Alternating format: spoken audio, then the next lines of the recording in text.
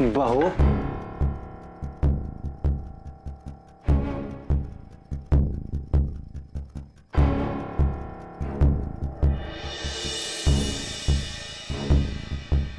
जी बाबूजी, आप कुछ कहना चाहते हैं? देखा, फट से पहचान ली हमरे मन की बात। अरे दरअसल तुम हमारी बहू हो ही नहीं, तुम तो हमारी बेटी हो।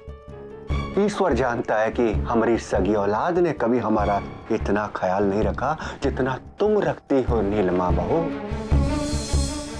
कैसे बताएं तुमको, जब तुम अस्पताल में थी तो एक एक दिन हमारा बड़ी मुश्किल से कटा है बेटा। तुम्हारी कमी बहुत खलती थी। बाबूजी, लेकिन अब तो मैं ठीक होकर आ गई हूँ ना? हाँ हाँ, ठीक होकर तो आ गई हो तुम, पर बेटा तुम्हारे जाने के बाद इस घर में जो कुछ भी हुआ है वो शायद तुमको पता नहीं है।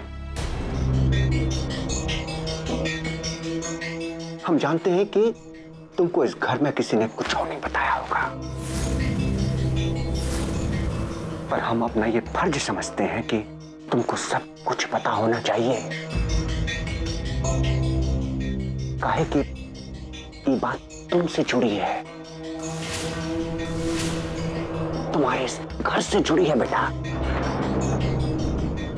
अगर बाबूजी ने मुझे परी के बारे में बता दिया तो मैं क्या करूंगी? क्या कहूंगी इनसे और पूरे परिवार के लोगों से?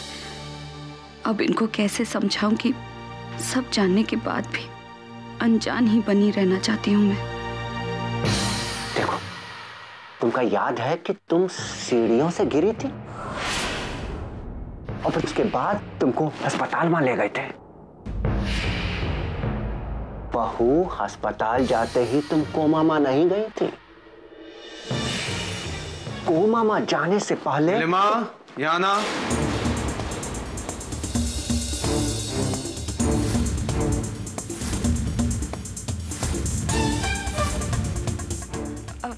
बाबूजी, वो बुला रहे हैं, मैं देख कर आती हूँ।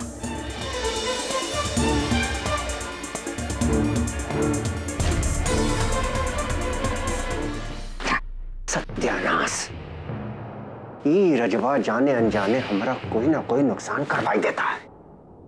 अरे ऊपर वाले, अरे तूने उसको हमारा बेटा नहीं दुश्मन बना के भेजा है धरती पर।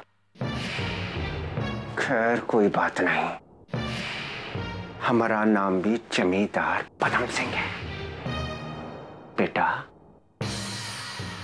हम ई नीलिमा बहू को सब कुछ बता कर ही रहेंगे। कहा है ना कि जमींदार पदम सिंह से सच्चाई छुपाई नहीं जाती है।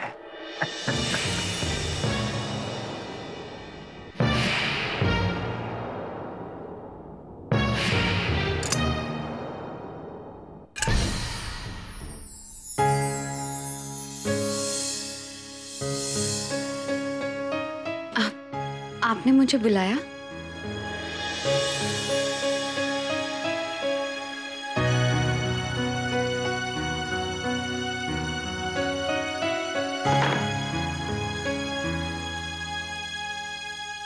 नीलिमा, देखो हमको कहाँ मिला।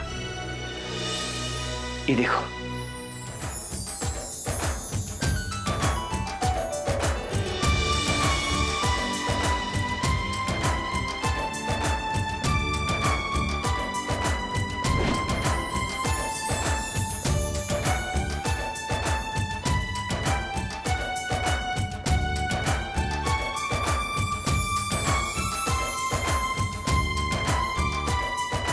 अरे ये तो परी के शौक से है।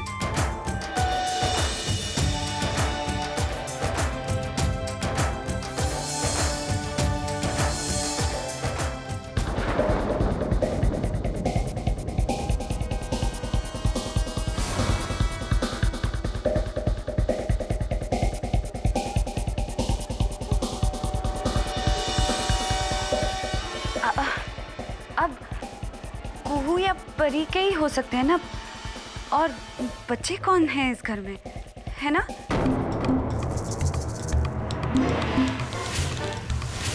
खैर वो बात छोड़िए, आप मुझे ये बताइए कि आज आप खाने में क्या खाएंगे?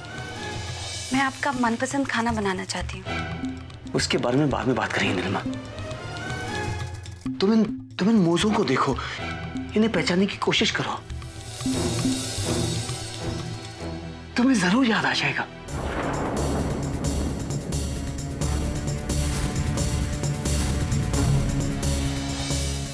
मुझे कुछ याद नहीं आ रहा। याद करो नीलिमा, याद करो, ऐसे ऐसे सब याद आ जाएगा। तुम्हें याद है, हम चाहते थे कि तुम पीले रंग के मोजे बनाओ और तुम चाहती थी गुलाबी, और फिर तुमने दोनों ही बना लिए। कुछ याद आया? अच्छा, ये मैंने बनाए थे? तो फिर मुझे याद क्यों नहीं आ रहा है? याद आ जाएगा नीलिमा, तुम कोशिश तो करो। इन्हें देखो, ठीक से देखो इन्हें। याद आया?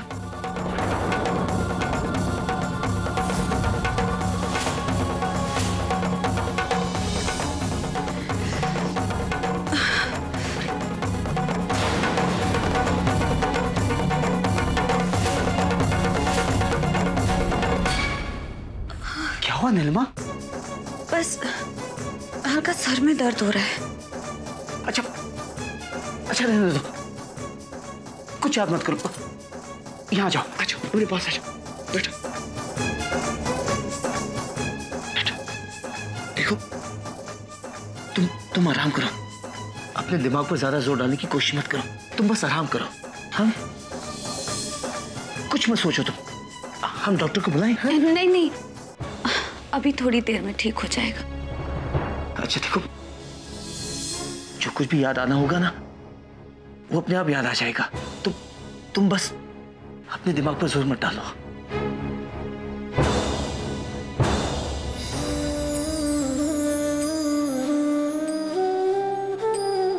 अच्छा नीलिमा, हम अभी आते हैं, तुम आराम करो।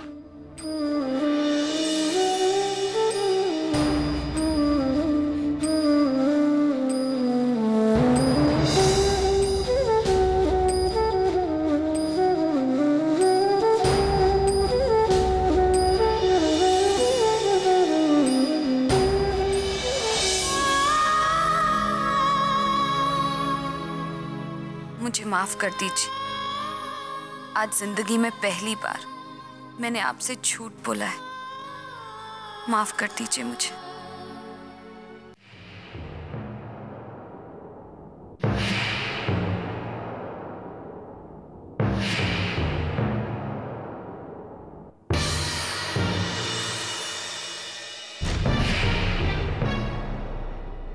अय्यो साहेब, इतना रात को अकेले में मेरे को काहे को बुलाया? शाना। वाह रे तेरिया चरित्र, वाह। तेरे को यहाँ सुनसान में अकेले हमने इसलिए बुलाया है ताकि नीचे कोई बखेड़ा खड़ा ना हो जाए। चल, अपना बोरिया बिस्तरा बांध और निकल यहाँ से फौरन। अभी चल, निकल यहाँ से, और खबरदार जो अपना दोबारा पैर रखा यहाँ। हमारे साथ तेरा चक्कर खेलने की कोशिश मत करना। का समझी कि ना? काय झालं साहेब?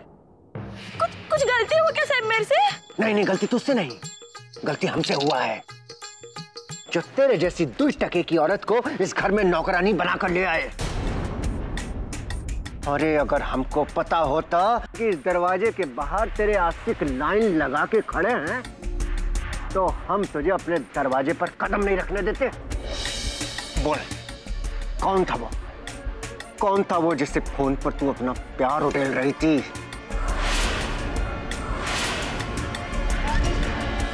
अय्या, बुड्ढे ने तो सब सुन लिया रे देवा। अभी तो कुछ बहाना मार के इसको पटाना ही पड़ेगा, नहीं तो फोगट में मालदार बुड्ढा हाथ से निकल जाएगा रे। माधुरी, कुछ कर रे देवा, कुछ कर। क्या हुआ?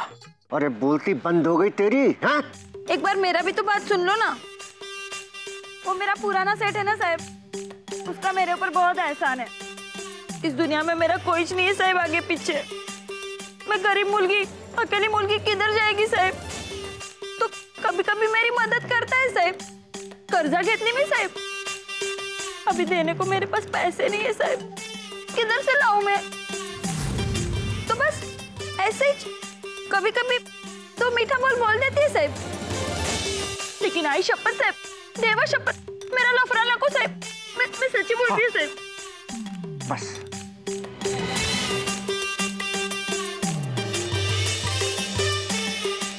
देख माधुरी, बेशक हमारी जमींदारी चली गई, लेकिन हमारा दिल और हमारा गुस्सा आज तक जमींदारों जैसा है। अगर दिल आ जाए तो अपनी जागीर लुटा दे, और अगर गुस्सा आ जाए तो हम बर्बाद कर दें, गला दबाकर मैं खत्म कर दें। और आज के बाद किसी से नैन मटक का मत करना, समझी ना? फोन पर भी नहीं। ठीक है साहब, सब समझ गए साहब, शपथ। देख, अगर तुझे कोनो प्रॉब्लम है तो तू जमींदार पदम सिंह से कह, हम तेरा पुराना कर्जा पलक झपकते उतार देंगे।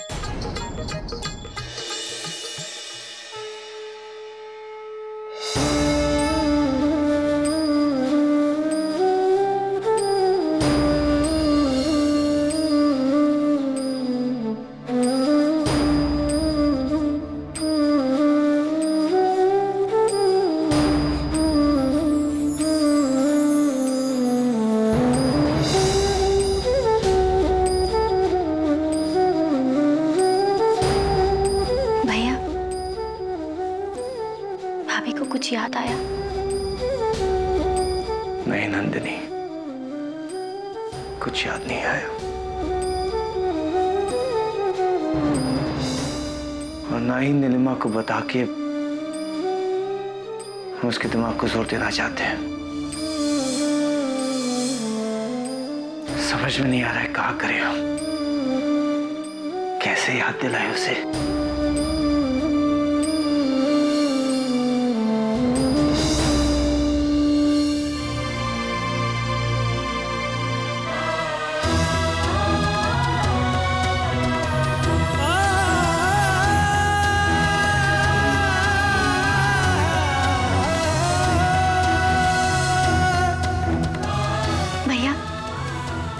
ठाकुर जी कोई ना कोई रास्ता जरूर दिखा देते। अब चलिए हमारे साथ, आइए ना, चलिए।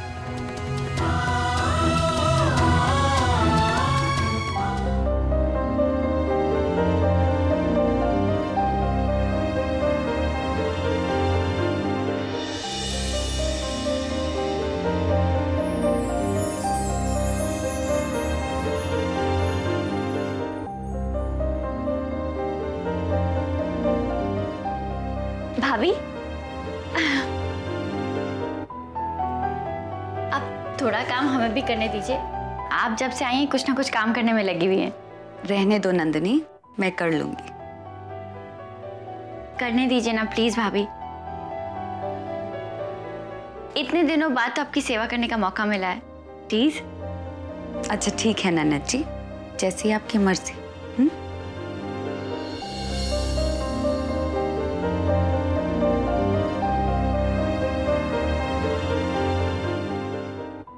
ये लो।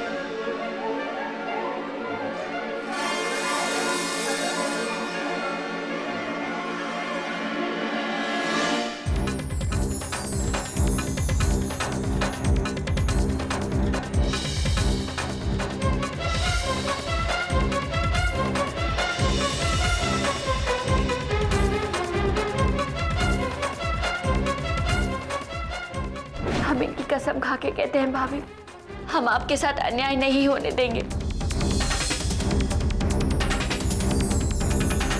हम आपसे वादा करते हैं भाभी, हम एक माँ को उसके बच्चे से कभी अलग नहीं करेंगे। तो मुझे सब याद दिलाने के लिए नंदिनी ने जानबूझकर ये बाल गोपाल की मूर्ति यहाँ रखी।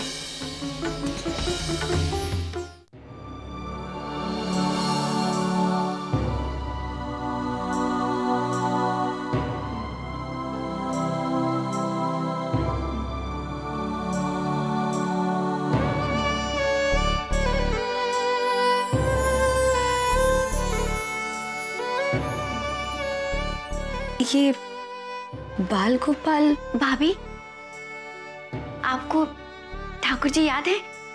ये हमने आपको दिए थे।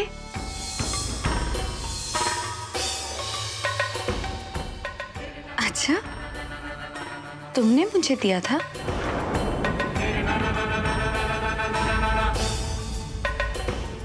फिर मुझे याद क्यों नहीं आ रहा?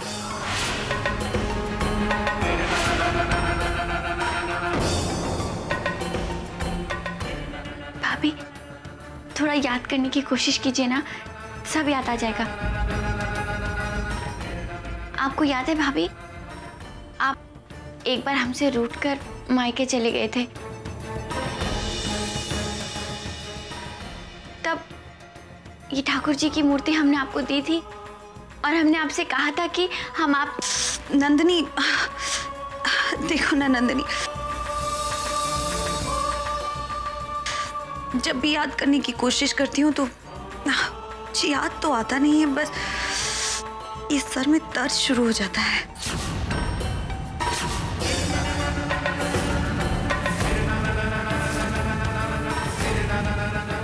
और वैसे भी नंदिनी, मैं तुमसे क्यों रूठूंगी?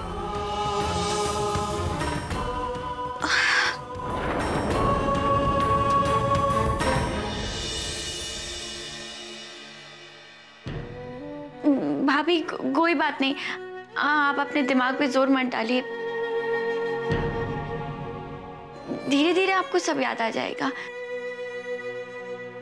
आप ऐसा कीजिए, ये मूर्ति हमें दे दीजिए, हम इसे मंदिर में रख देंगे, ठीक है?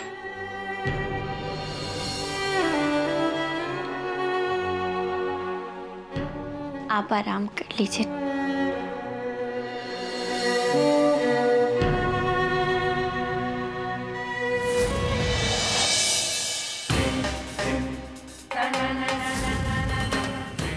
परी की भलाई के लिए मुझे याद नहीं आने का नाटक करना पड़ रहा है नंदिनी। जानती हूँ तुम और तुम्हारे भैया यही चाहते हैं कि परी मेरे पास चली आए, लेकिन मैं चाहती हूँ कि परी की माँ तुम ही बनी रहो नंदिनी। परी के लिए यही अच्छा है।